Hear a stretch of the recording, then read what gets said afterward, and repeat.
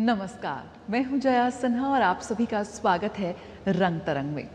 भारत की कला और संस्कृति सिर्फ हमारी विरासत नहीं, बल्कि हमारी पहचान, हमारी चेतना और विश्व को दिया अनमोल उपहार है। और इसीलिए भारत की कला और संस्कृति के विभिन्न रंगों को समेटे हम हाजिर होते हैं हफ्ते दर हफ्ते इस बेहद खास कार्यक्रम रंग तरंग में। तो देर कैसी, शुरुआत करते हैं और देखते हैं कि इस हफ्ते कला और सांस्कृतिक जगत में क्या खास आयोजन रहे। तो आइए रंग तरंग की शुरुआत करते हैं इस बेहद खास प्रदर्शनी से। इस वक्त मैं मौजूद हूँ राजधानी दिल्ली के त्रिवेणी कला संगम में, जहां आप देख सकते हैं कि ऐसी प्रदर्शनी जो आपको भारत में प्रिंट मेकिंग के इतिहास से रूबरू कराती हुई नजर आएगी। Variable registers, print making in modern India 1930 to 1980।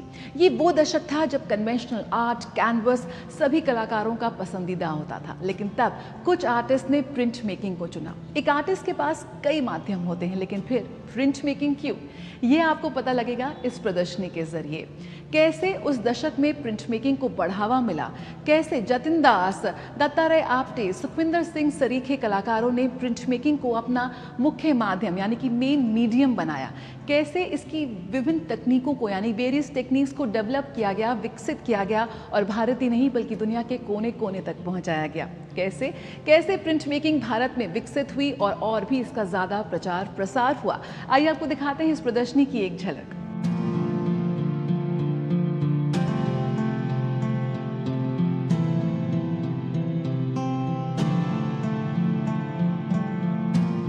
इस एग्जीबिशन को प्रीमा कुरियन ने क्यूरेट किया है एंड इस एग्जीबिशन का मेन मकसद ये था कि हम लोगों को प्रिंट मेकिंग के बारे में बता सकें।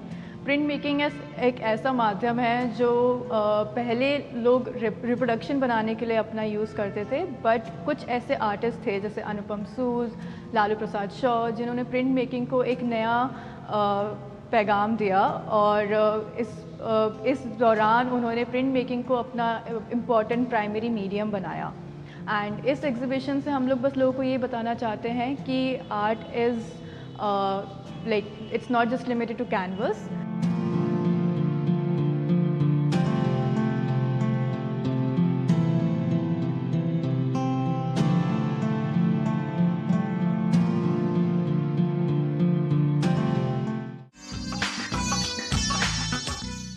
कला सीमाओं को पार करते हुए पीढ़ियों को जोड़ती है। संस्कृति किसी भी राष्ट्र की आत्मा का परिचय होती है और जब किसी महान कलाकार के योगदान को राष्ट्र डाक टिकट पर अंकित करता है तो वो सम्मान इतिहास का हिस्सा बन जाता है। भारत सरकार ने पद्म विभूषण से सम्मानित प्रख्यात चित्रकार, वास्तुकार, मूर्तिकार, लेखक सतीश गुजराल के जन्मशती अवसर पर एक डाक टिकट जारी किया है। खास बात यह है कि सतीश गुजराल ने अपने जीवन में 2010 के आसपास एक आत्मचित्र बनाया था। यही आत्मचित्र इस डाक टिकट का आधार है। उन्होंने अपने जीवन में करीब 4 ही आत्मचित्र बनाए हैं, जिनमें से एक को इस सम्मान के लिए चुना गया है। बीकानेर हाउस में हुआ एक बेहद खास कार्यक्रम, आइए आपको दिखाते हैं उसकी एक झलक।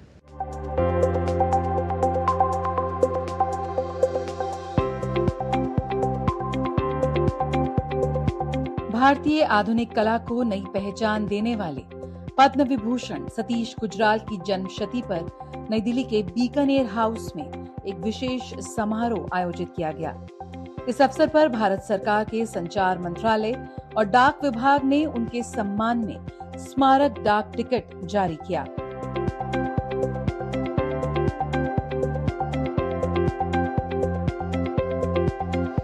कार्यक्रम के मुख्य अतिथि केंद्रीय संचार मंत्री ज्योतिरादित्य माधवराव सिंधिया रहे। कला, संस्कृति और वास्तुकला जगत की अनेक प्रतिष्ठित हस्तियों ने इस ऐतिहासिक अवसर की गरिमा बढ़ाई। सतीश गुजराल उन विरले भारतीय कलाकारों में रहे जिन्होंने चित्रकला, भित्ति चित्र, मूर्तिकला, इंटीरियर डिजाइन और वास्तुकला हर क्षेत्र में अपनी अलग पहचान बनाई।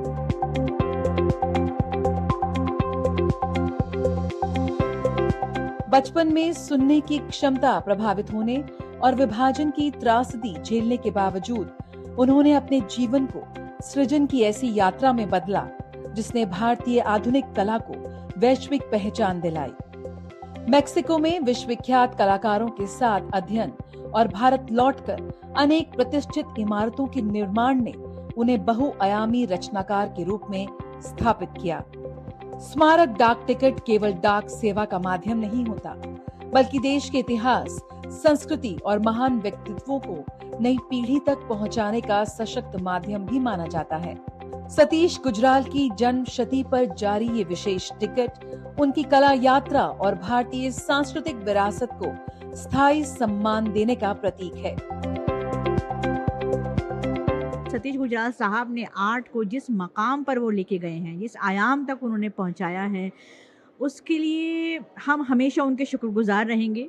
और उनकी बेटी जिस तरह से और इस चीज़ को आगे बढ़ा रही हैं, मेहनत कर रही हैं, इसके लिए उनको भी बहुत मुबारकबाद, रसील गुजराल साहब को। और सतीश गुजराल साहब को तो हम हाथ जोड़ के नमन करते हैं। आज हम यहाँ बीकानेर हाउस में हैं, जहाँ department of post, government of India and minister of communications Shri Jyotiraditya Scindia ji ने इस स्टैम्प को, commemorative postage stamp Shri Satish Gujral Padma Vibhushan, जो मेरे फादर हैं, उनके सेंटेनरी ईयर में इसे रिलीज़ किया है। और उनकी सेल्फ पोर्ट्रेट को लिया गया है इस पोस्टेज स्टैम्प को बनाने के लिए, और बहुत ही सुंदर तरीके से उन्होंने इसे कैप्चर किया है। इसके अलावा उन्होंने उनकी एक दूसरी पेंटिंग पर फर्स्ट डे कवर भी रिलीज़ किया है, और एक तीसरी पेंटिंग पर एक बहुत ही खूबसूरत कैंसलेशन स्टैम्प बना है। सतीश गुजराल की जन्मशती के अवसर पर रसील गुजराल आर्ट लेगेसी द्वारा उनकी कलाकृतियों, वास्तु दृष्टि और रचनात्मक योगदान को नई पीढ़ी तक पहुंचाने के लिए कई प्रदर्शनियां और स्थायी कला पहल भी शुरू की गई है। ये स्मारक डाक टिकट केवल एक कलाकार को श्रद्धांजलि नहीं, बल्कि भारतीय कला और रचनात्मकता की उस विरासत का सम्मान है जो आने वाली पीढ़ियों को भी प्रेरित करती रहेंगी। रंग तरंग के लिए गौरव शुक्ला की रिपोर्ट।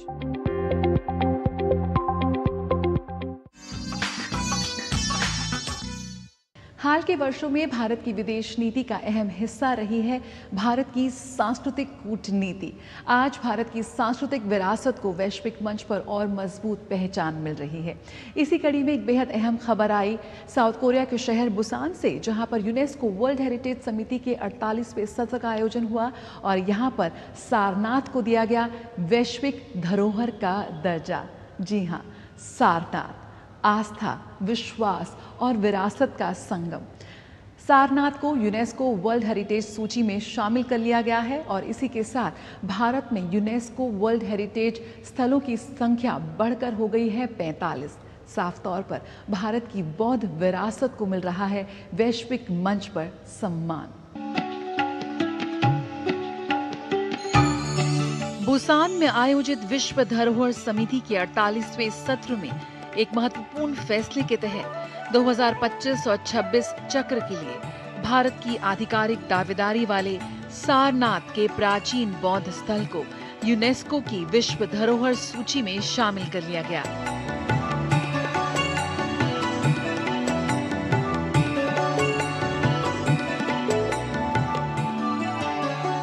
ये सम्मान पाने वाली ये भारत की 45वीं धरोहर बन गई है।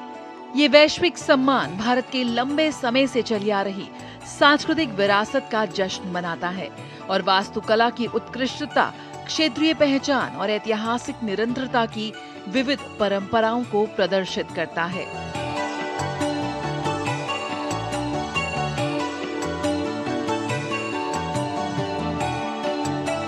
प्रधानमंत्री नरेंद्र मोदी, केंद्रीय संस्कृति मंत्री गजेंद्र सिंह शेखावत और उत्तर प्रदेश के मुख्यमंत्री योगी आदित्यनाथ ने इस ऐतिहासिक उपलब्धि की सराहना की और भारत के लोगों को इस कामयाबी के लिए बधाई दी।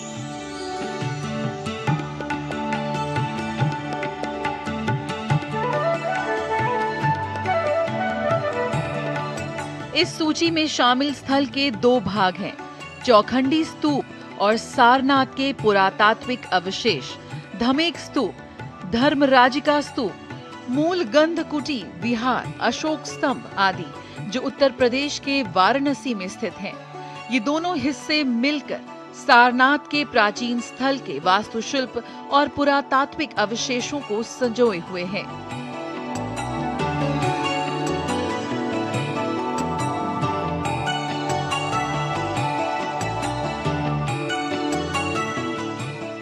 सारनाथ को विश्व धरोहर स्थल घोषित किए जाने के बाद बौद्ध तीर्थ यात्रा के 4 सबसे महत्वपूर्ण स्थलों में से 3 लुम्बिनी, महाबोधि मंदिर बोध गया और अब सारनाथ विश्व धरोहर में शामिल हो गए हैं। Congratulations to India, as the ancient Buddhist site of Sarnath has just been inscribed on the UNESCO World Heritage List at the 48th session of the World Heritage Committee in Busan, Republic of Korea. This is now India's 45th World Heritage Site, and Sarnath is quite special as one of the 4 most sacred places of pilgrimage in Buddhism. Today, Sarnath continues to be a place of pilgrimage, worship and inspiration for Buddhists around the world. So on behalf of UNESCO, I warmly congratulate India on this important inscription.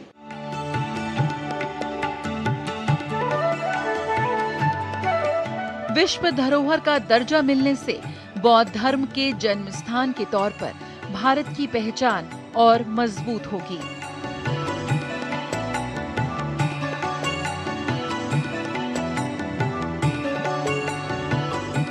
ये पहचान अंतर्राष्ट्रीय जुड़ाव के लिए बौद्ध विरासत को बढ़ावा देने के लिए भारत की कोशिशों को और मजबूत करेगी।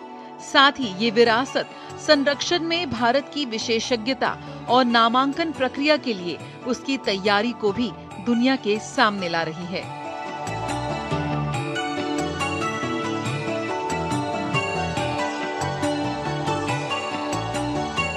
इस वैश्विक पहचान के साथ भारत सारनाथ के असाधारण वैश्विक महत्व की रक्षा करने के लिए अपनी प्रतिबद्धता दोहराता है।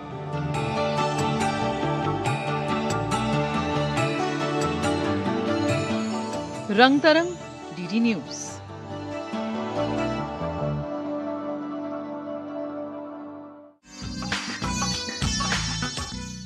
और आइए अब आपको लिए चलते हैं भारत की समृद्ध शास्त्रीय कलाओं को समर्पित एक बेहद खास कार्यक्रम में, जहां पर कुचिपुड़ी की युवा साधिका इलेशा ने अपने रंग प्रवेशम के जरिए गुरुओं का आशीर्वाद प्राप्त किया और साथ ही अपनी नृत्य प्रतिभा से दर्शकों का भी मन मोह लिया।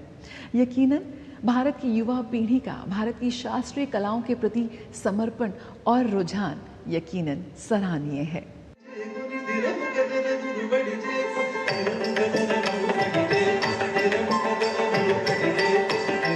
घुंघरुओं की मधुर झनकार, भावों की अभिव्यक्ति और लय ताल का अद्भुत समन्वय। दिल्ली के कमानी ऑडिटोरियम में आयोजित रंग प्रवेशम ने भारतीय शास्त्रीय नृत्य की समृद्ध परंपरा को सजीव कर दिया। ये अवसर था युवा शिष्या इलिशा के प्रथम एकल सार्वजनिक मंचन का, जो किसी भी शास्त्रीय नृत्य साधक के जीवन का एक महत्वपूर्ण पड़ाव माना जाता है।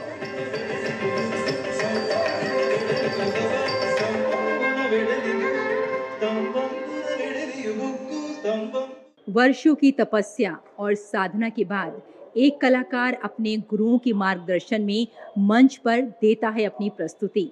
और जब आज हमने आज की प्रस्तुति देखी, तब हमें एहसास हुआ कि हाँ, एक कलाकार न जाने कितनी तपस्या करता है, कितनी साधना करता है, तब कहीं जाकर वो अपनी प्रस्तुति देता है मंच पर।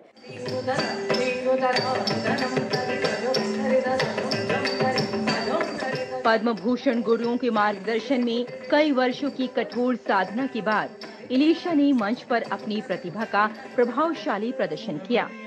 प्रस्तुति में कुचिपुड़ी की पारंपरिक शैली, सटीक पद संचालन, भावपूर्ण अभिनय और मनमोहक मुद्राओं ने दर्शकों को मंत्रमुग्ध कर दिया।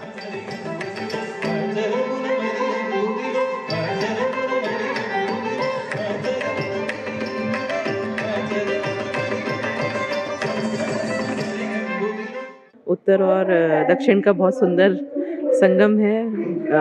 इलेशा 15 वर्षीय है और इस उम्र में इतनी डेडिकेशन, सिंसेरिटी के साथ मतलब टू स्केल दिस हाइट, बहुत ही उनको मैं शुभकामनाएं देना चाहूँगी।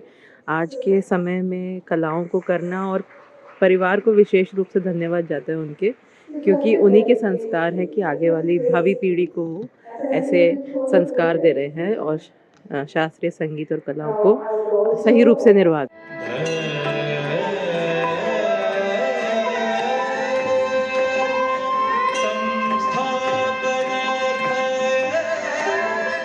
कार्यक्रम में प्रस्तुत विभिन्न नृत्य रचनाओं के माध्यम से भक्ति, संस्कृति और भारतीय परंपरा की सुंदर झलक देखने को मिली।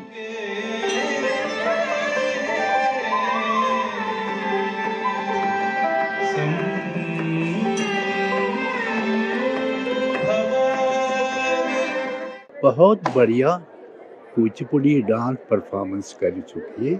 कुचिपुड़ी की महानता दिखाई अपने डांस प्रोग्राम में।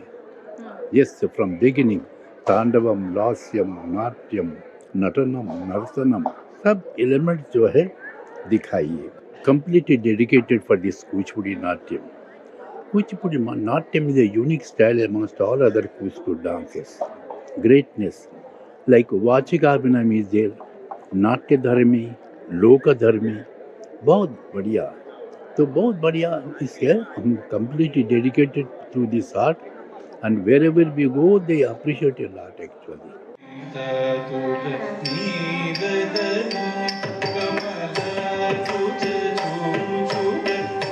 आकर्षक वेशभूषा, शास्त्रीय संगीत और सजीव मंच सज्जा ने पूरे आयोजन को और भी भव्य बना दिया। कला प्रेमियों ने प्रस्तुति की भरपूर सराहना की और कलाकारों की मेहनत व समर्पण की प्रशंसा की।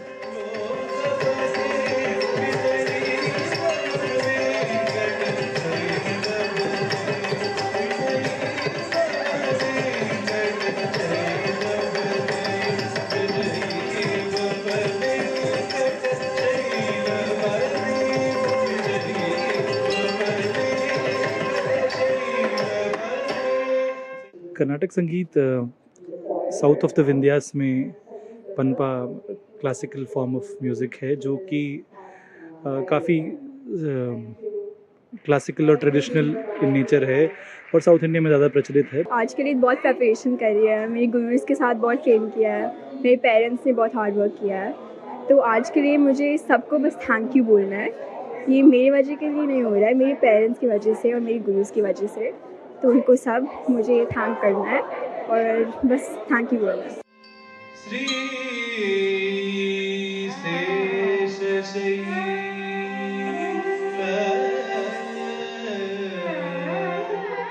रंग प्रवेशम केवल एक प्रस्तुति नहीं, बल्कि वर्षों की तपस्या, अनुशासन और गुरु के प्रति समर्पण का उत्सव था। ये आयोजन भारतीय शास्त्रीय नृत्य परंपरा को नई पीढ़ी तक पहुंचाने की दिशा में एक प्रेरणादायक पहल भी साबित हुआ।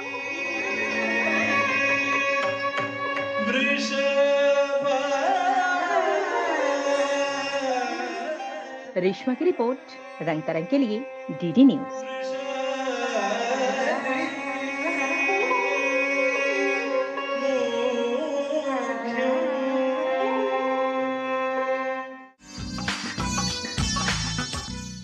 प्रख्यात गीतकार, विश्व प्रसिद्ध लेखक और प्रसार भारती के अध्यक्ष प्रसून जोशी को वर्ष 2026 के हिंदी रत्न पुरस्कार से सम्मानित किया गया है।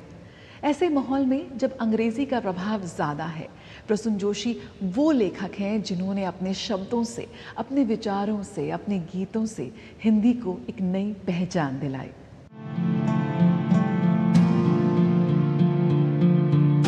हिंदी जो केवल शब्दों का संसार नहीं, बल्कि भाव, विचार और संस्कृति की जीवंत अभिव्यक्ति है।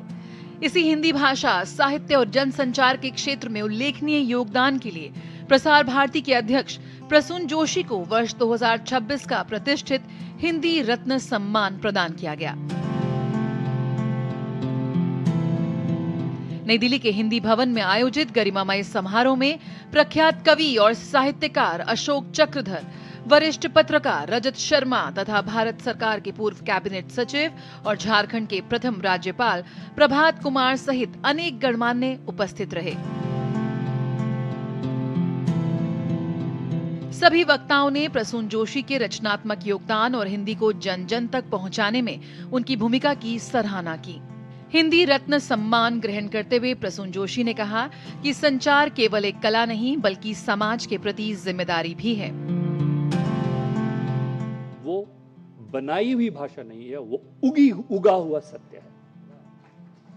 और जो सत्य उगता है उसकी कोई जमीन होती है, उसकी कोई धरती होती है और उसकी कहीं ना कहीं जड़ें होती हैं। तो हिंदी की जड़ें हैं, इस देश की संस्कृति में उसकी जड़ें हैं और इसे समझना आवश्यक है। सिखाती है कि देखना सिर्फ दृष्टि से नहीं होता है, वो वाक से भी हो सकता है। वो हिंदी जिसकी जड़ें आध्यात्म में है, जिसकी जड़ें कहीं अवचेतन में है। हिंदी रत्न सम्मान केवल एक सम्मान नहीं बल्कि हिंदी भाषा की उस समृद्ध परंपरा का उत्सव है जिसने पीढ़ियों से भारतीय समाज को जोड़ने का काम किया है। प्रसून जोशी का सम्मान ये संदेश भी देता है कि साहित्य, संस्कृति और जनसंचार जब एक साथ आगे बढ़ते हैं तो भाषा केवल अभिव्यक्ति का माध्यम नहीं रहती बल्कि समाज में सकारात्मक परिवर्तन की शक्ति बन जाती है। रंग तरंग के लिए गौरव शुक्ला की रिपोर्ट, डीडी न्यूज।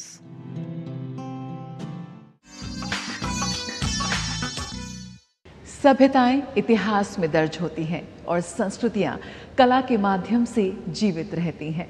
तो कला के किसी न किसी रूप से खुद को जरूर जोड़े रखें। और रंग तरंग की आज की इस कड़ी को हम यहीं खत्म करते हैं। उम्मीद करते हैं कि अगले हफ्ते जब हाजिर होंगे तो भारत की कला संस्कृति के, भारत के कला साधकों से जुड़ी बेहद खूबसूरत कहानियां एक बार फिर आपसे रूबरू करेंगे। फिलहाल आज के लिए मुझे मेरी पूरी टीम को दीजिए इजाजत। नमस्कार।